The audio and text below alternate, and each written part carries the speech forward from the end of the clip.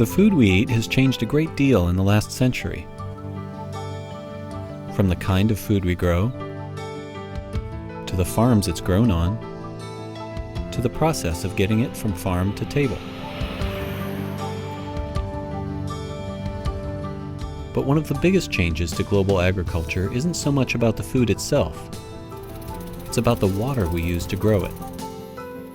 Over the past century, we've gone from a situation where farmers depended almost exclusively on rainfall for their crops to a realization that they could use irrigation to maximize crop output and grow crops in areas that may be too dry for where they would naturally be able to grow. That shift comes with new responsibilities. In some areas, people are using water faster than it's being replenished.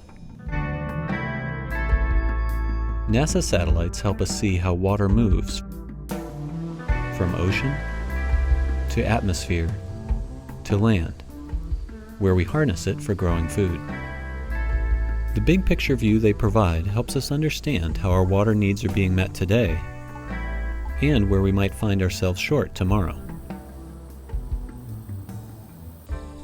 Increasingly, we're tapping into groundwater from underground aquifers to meet our demand.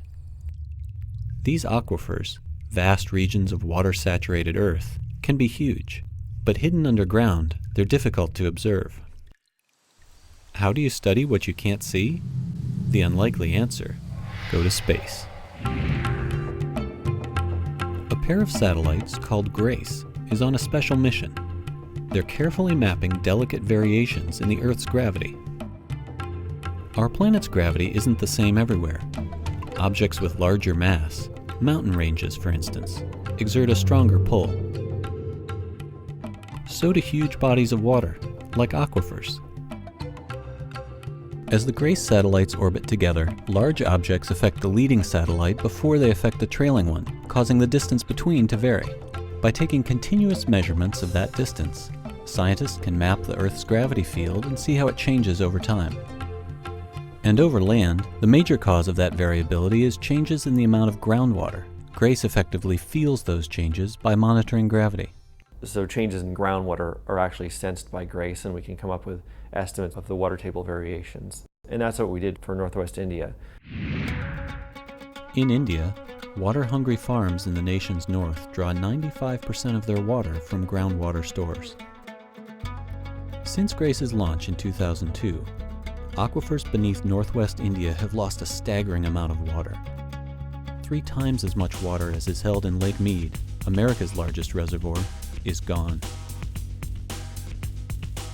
The people of India know this is happening. They know this because their wells occasionally run dry and they have to dig a deeper well. In some cities, the wells are running dry so fast that people spend their entire day trying to find a clean source of water for their family. If the aquifer continues to decline, the region's agriculture faces an uncertain future, as do the almost 115 million people who live there.